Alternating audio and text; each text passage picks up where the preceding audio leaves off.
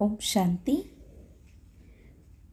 मुरली में आने वाली अजामिल की कहानी।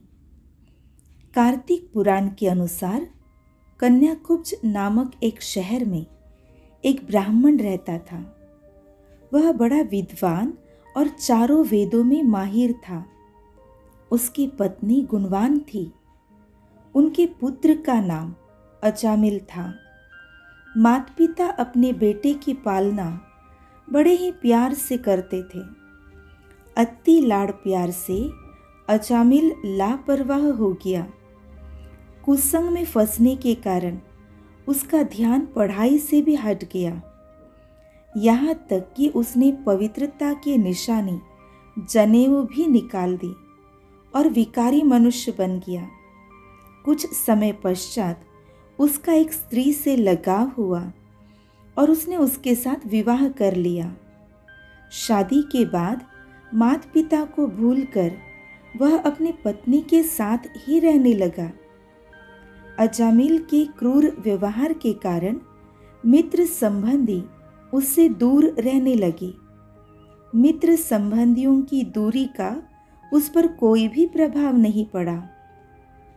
वह और ही स्वेच्छाधारी मनमानी करने वाला बन गया। वह खुश था कि उस पर किसी का कोई बंधन नहीं है। जीव जंतुओं का शिकार कर वह जीवन यापन करता रहा। एक बार अजामिल और उसकी पत्नी जंगल में गए। वहीं पर किसी दुर्घटना के कारण उसकी पत्नी की मृत्यु हो गई। समय बीतता गया और अजामिल की बेटी जवान हुई।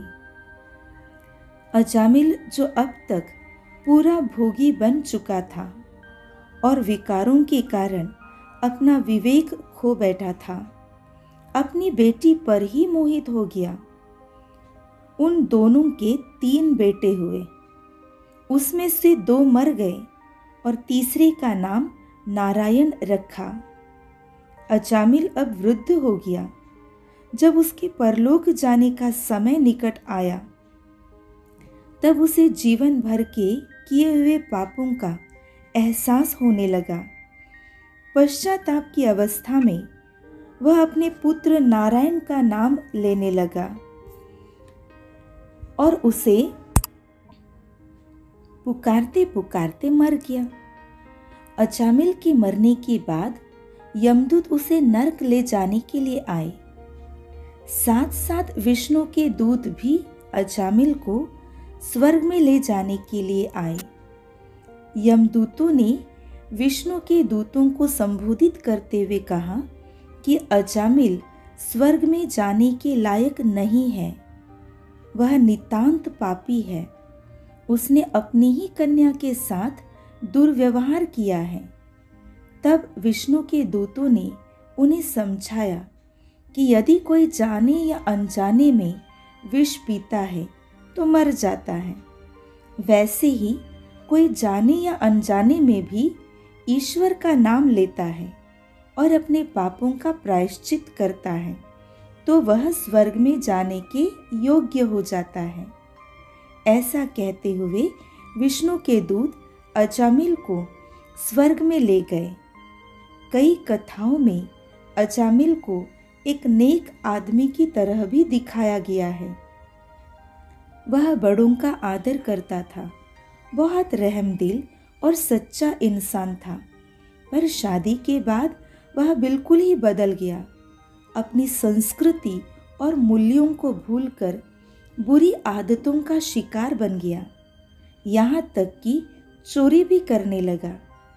मरते समय उसने अपने पुत्र नारायण को पुकारते पुकारते शरीर त्याग दिया। ईश्वर का नाम लेते लेते शरीर छोड़ने के कारण उसे स्वर्ग में स्थान मिल गया। इस कहानी का आध्यात्मिक भाव यही है। बाबा हमेशा मुरली में कहा करते हैं कि अजामिल जैसा पापी देखना हो तो यहाँ ही देखो। दया और क्षमा के सागर परमात्मा शिव बाबा इस धरती पर अवतरित होकर अजामिल जैसी पापी और पत्थर जैसी कठोर आत्माओं का भी उद्धार कर रहे हैं। इसी के यादगार स्वरूप भक्ति में शिव की पूजा में अख, धतूरे आदि अर्पण करते हैं। अर्थात बच्चे कैसे भी लूले, लंगड़े, पापी हो, शिव बाबा उनको प्यार से स्वीकार करते हैं। भगवान की स्मृति में इतनी शक्ति है कि अजामिल जैसे पापी को भी, जो अंत में भगवान का नाम लिया, तो भी स्वर्ग की प्राप्ति हो गई। लेकिन अजामिल स्वर्ग में ऊंच पद नहीं पा सका।